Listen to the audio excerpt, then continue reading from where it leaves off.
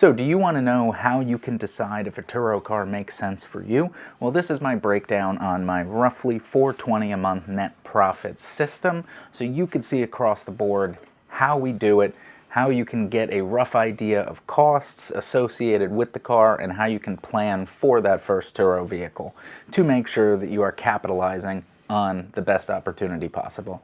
If you don't know already, my name is Brandon. Welcome back for another awesome and insightful episode. But let's dive in, take a look at my computer where you will be able to see full transparency, everything that we have going on. So we'll take a look here. I can refresh the page for you for proof and transparency that this is our actual account. So you'll see here we earn $118,474 for the year. So far, we're still a couple weeks out from the end of the year, so we're probably on track to do a little better than 120. But let's go in. We're going to take a look at our cheapest vehicle, which is our 2014 Toyota Yaris. It is our tiniest compact economy car. And you'll see here across the board, I always say that a good baseline revenue for a car is roughly around $1,000 a month. For us, it usually fluctuates between $800 and $1,200. But not counting December because we're not there yet, we did $779, $1,014, $620, not such a good month in September, $872, $964, $1,006, $1,414, $942, and $1,412. Pretty much from March through the end of the year, we averaged just about around $1,000 a month with this vehicle. Since we had changed our pricing structure, our business, all of that, we traveled January into February, so we weren't able to optimize our fleet as well as we wanted to, which certainly did affect our business more than we expected. Anyway, we had actually purchased this car for $6,200.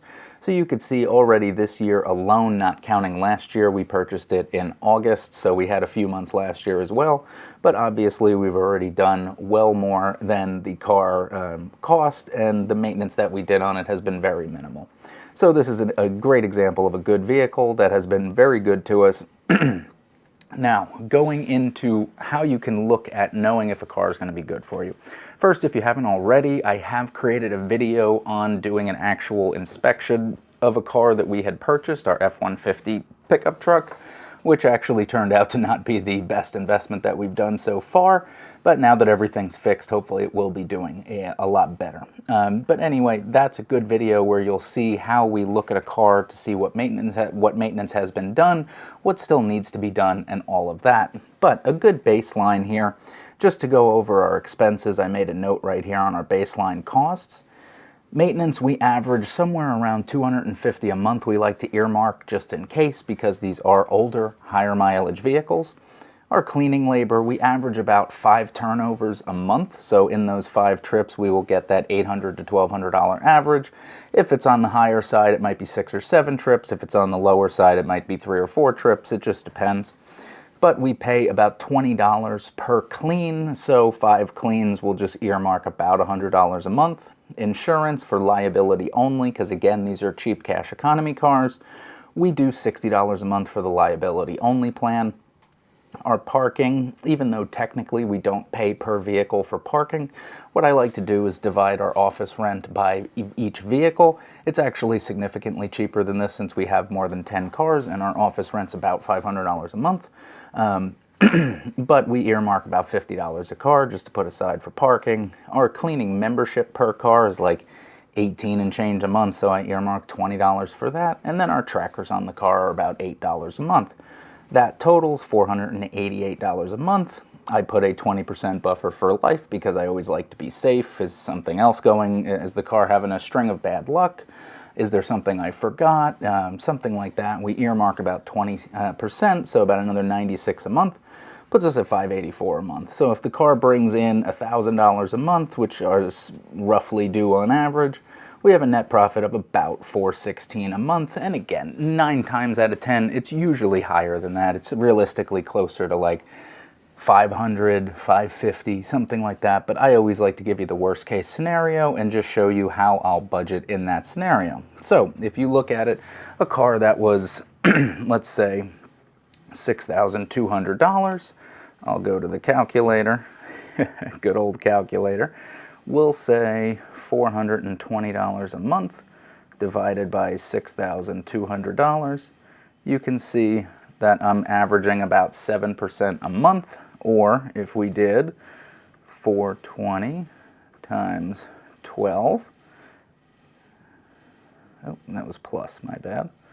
How do I clear one? There we go. 420 times 12, 5,040 divided by 6,200. My annual ROI would be about 81% on this vehicle, which is absolutely a home run in my opinion. I'm very happy with the car.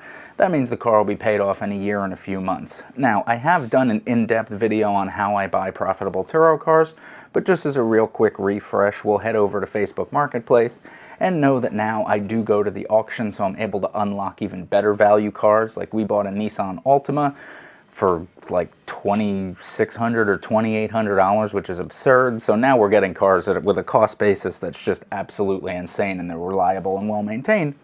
But anyway, so let's go in, we'll take a look. Let's say 2014 Toyota Yaris. Let's see what they got on there. All right, I see a Corolla. Prius, if you want to go down the economical route, but I would be careful with those because you never know. That's an interesting one. A Nissan Versa with 100,000 miles, 2016, $4,800. It's got 100,000 miles. Clean title in hand, excellent running and driving. Now, Nissans in general tend to have issues with transmissions. What I recommend doing is if you purchase a car like this that has known transmission issues, as long as it checks out when you're there, the first thing that you want to do is a full transmission service. So you want to change the fluid, but you want to do the deep drain. So they're going to drop the pan, they're going to replace the gasket, the filter, all of that that's in the transmission. They'll drain as much fluid as possible. They'll fill it. You never, ever, ever flush the transmission. That just guarantees problems and issues and all that stuff. So if you do those services, we've gotten so much better life out of the Nissan transmissions. The engines are usually pretty good. So this could be a good investment, and you know, they're asking $4,800. Could you maybe get them down to $4,000, $4,500, something like that, and you'd have a decent car out the gate, assuming it's in the condition that they say. Again, I recommend checking out the video I've done where we talk about that, what to look for. But so this is a good example. You could purchase a car for, say, $4,500 to be safe. You'll get a pretty good life out of it. And then what you want to do is think about the initial maintenance that you want to do to get the car ready. Now, this is something that I've learned over the course of the couple of years that I've been a Turo host, where originally I would buy the car and do the absolute bare minimum just to get the car ready, and then I would have more problems. I don't do that anymore. Better to spend an extra $1,000, $1,500, $2,000 up front. Future-proof the life of the car. You'll have less headaches with your guest. You'll have less phone calls like, hey, a headlight's out. All right, forget that. These cars are 10 years old. Assume that headlights are going to go out, so just change the headlights, the tail lights, the brake lights. Just do it. They're not expensive. A bulb's a couple dollars. You could do it yourself. You could have your mechanic do it. They barely charge anything for it. Obviously, you're going to do an oil change as soon as you get it. If the pads and tires are low, just put pads and tires on.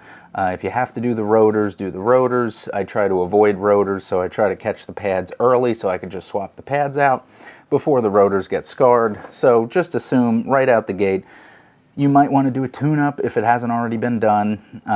You will want to do a transmission full service on that to get that going. So you're looking at a few $100 in the transmission service, maybe $200 to $250, something like that. We get it for your tune-up. You're doing plugs, you're doing coils. You may want to do oxygen sensors too, probably in the $500 to $700 range there. If you can get away with just pads, you're probably looking at like $250, something like that.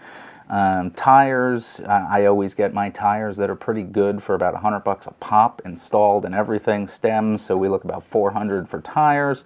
Your headlights, I don't know, $50, something like that. So that's kind of your initial, and then obviously, does the car have a check engine light? Is there anything wrong with the car? Like, that's just your basic maintenance to get the car like ready for its first trip. Your oil change, $50, $60, something like that for synthetic. Now you've properly checked your vehicle. You want to check the battery, make sure that the battery's not old. If it is, just go ahead, especially now that we're getting into winter, just put a new battery in for $250, something like that. Test the alternator if you can. Check all of the systems that are there. You want to check the belts, the hoses if it has belts. Check all that stuff. Make sure it's good. And if it is, then you're ready to go. If it's not, you'll want to address those before it goes out. God forbid you don't want the car having an issue and then leaking oil or something like that. So if you go ahead and check all of those things, you do that maintenance right out the gate. Yes, your investment now maybe instead of $4,500 gets up to like closer to $7,000, but because you bought the car so much cheaper than, for example, I bought the Yaris, you're at the same cost basis almost as I am on the Yaris without doing any repairs, and you got a car that's ready to go and probably is future-proof for a while, except for maybe a sensor or something that just randomly pops up. So you're going to spend a lot of that first year's budget. I don't consider that part of the $250 a month. I consider that part of like the purchase price of the car, getting it ready.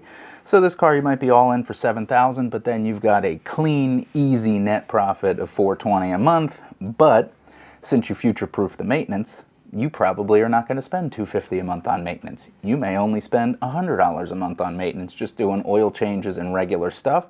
So that $150 a month brings you up to almost $600 a month in net profit on a car that you're now in for about $7,000. Wow, you paid the whole car off in the first year, and if you can get it any cheaper than that, it's just money in your pocket. So that's what I'm talking about when I say look for a car, see what you could find, make sure it's a reliable brand, make sure that you're able to purchase it at a fair and good price. You don't want the absolute cheapest, you don't want the most expensive. You don't want to get ripped off, but you also don't want to buy somebody else's headache. Something good, something clean that works with Turo, and then you do all of that preventative maintenance day one before the car gets ready. It'll be smooth sailing and you'll be on your track to putting good, consistent money in your pocket. If you have any questions, leave a comment down below. Otherwise, as you know, my name is Brandon. I hope you found value in this video. If you did, please give this a thumbs up, subscribe to the channel, and I will look forward to catching you in the next episode. Take care, everybody.